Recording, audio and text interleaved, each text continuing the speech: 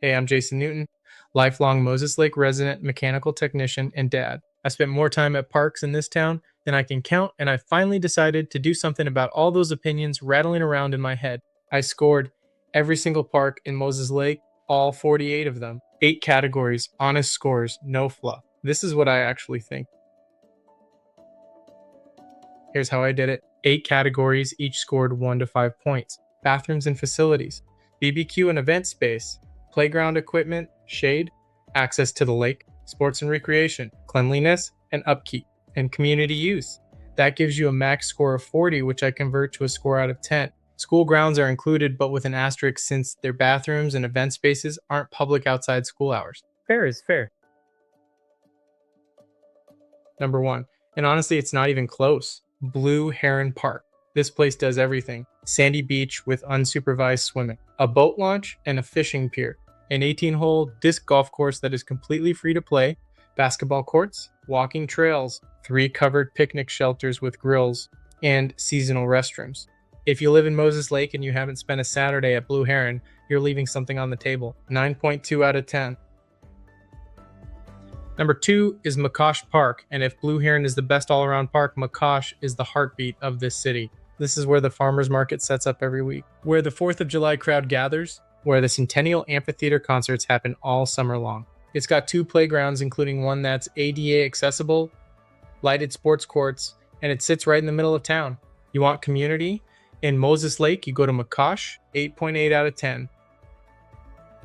Number 3 is Potholes State Park. Technically just outside Moses Lake city limits, but it's in our backyard and it absolutely belongs on this list. 4 boat launches, 100 feet of dock, swimming, water skiing, kayaking, paddleboarding, year-round fishing, volleyball nets, horseshoe pits, and campsites.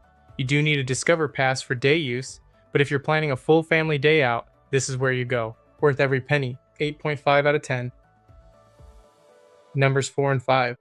Connelly Park comes in at number 4, managed by the Moses Lake Irrigation and Rehabilitation District, open April through November, and it pulls about 30,000 visitors a season for a reason.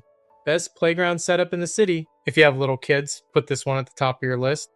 8.3 out of 10. Number 5 is Larson Playfield on the east side. Free boat launch, temporary moorage, a seasonal swimming area, and the Kavame soccer complex that draws teams from all over the region. 8.1 out of 10. Now let me tell you about the parks most people sleep on. Montlake Park is a 10-acre waterfront spot that barely gets talked about. Boat launch, fishing access, and lake views that make it feel twice as big as it actually is. 7.4 out of 10. Cascade Park is seasonal, spring through fall, and it's not really a kid's destination, but for adults it's genuinely beautiful. Ponds, a waterfall, garden landscaping, a peaceful spot that most people drive right past. 7.1. And the dog park, the only off-leash area in the entire city park system. If you have a dog that needs to run, this is your place. 6.8. 16 school properties are included in the full rankings, and there are a few things every parent should know. Bathrooms, BBQ areas, and event spaces are not available to the public outside of school hours or events, but most of these grounds are accessible after hours and on weekends for informal recreation, and that's how most families use them. Most elementary school grounds score in the 3.5 to 4 range. Solid neighborhood playground spots. I want to call out Frontier Middle School specifically because I coached youth football there in 2017, and the athletic space is genuinely better than most.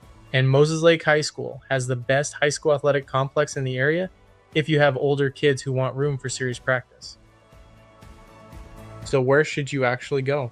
If it's a Saturday morning with a young kid, start at Blue Heron or McCosh. Both are dialed in for families and you won't be disappointed. If you want a full family day with swimming and outdoor adventure, Potholes State Park or Connelly Park, plan for a few hours and bring sunscreen. For the best community events and atmosphere, McCosh is the move every single time. Water access on the east side, Larson Playfield has a free boat launch and a soccer complex. And if it's just you and your dog, the dog park is the only off-leash area in the city system. That's where you go. Moses Lake has 48 parks. I've been to all of them. Some of them are genuinely great. Some are just fine. And a few surprise me. If someone tells you there's nothing to do in Moses Lake, send them this video. The full guide with all 48 parks scored and ranked is on my site at jasondavidnewton.com. Link is in the description. I'm Jason Newton, Moses Lake, born and raised, and I'm not going anywhere. Thanks for watching.